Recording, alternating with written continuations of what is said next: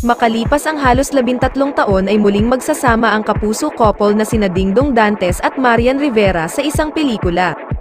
Sa direksyon ni May Cruz Alvear, pagbibidahan ni Dingdong at Marian ang family drama film na Rewind, sa ilalim ng sanib puwersang collaboration ng ABS-CBN Film Productions, Star Cinema, APT Entertainment, at Agustodos Pictures. Kwento ni Direk May, noong 2020 pa nakaplano ang muling pagsasama ni Dingdong at Marian sa pelikula, ngunit dahil sa pandemya ay hindi raw ito natuloy. Sa announcement ng pelikulang Rewind, na magiging entry sa 2023 Metro Manila Film Festival, marami ang umaasa na makadalo ang mag-asawa sa inaabangang ABS-CBN Ball, na nakaschedule sa katapusan ng Setyembre.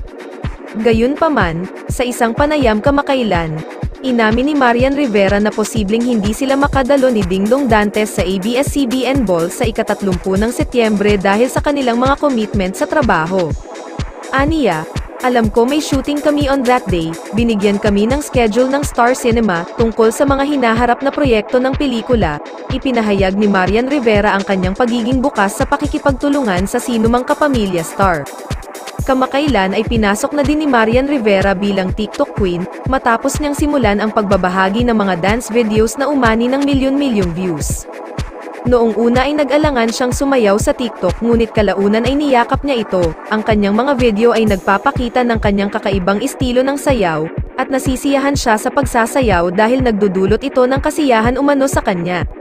Ibinunyag ni Marian na sana ay makakasayaw niya ang asawang si Dingdong Dantes, na kilala sa kanyang husay sa pagsasayaw, sinusubukan niyang kumbinsihin siya na samahan siya sa mga dance video sa TikTok. Aktibo din umano siya na nababasa at tumutugon sa mga komento sa TikTok, at maging ang kanyang panganay na anak na babae, si Zia, ay humahanga sa kanyang mga dance video at paminsan-minsan ay ginagaya siya. Nagpapasalamat si Marian Rivera sa mga positibong komento na natatanggap niya sa TikTok at kamakailan ay natag bilang style icon ng Preview Magazine sa kanyang pagbabalik tanaw sa kanyang karera na umabot ng halos 2 dekada. Nananatiling nagpapasalamat si Marian Rivera sa kanyang paglalakbay at iniuugnay ang kanyang tagumpay.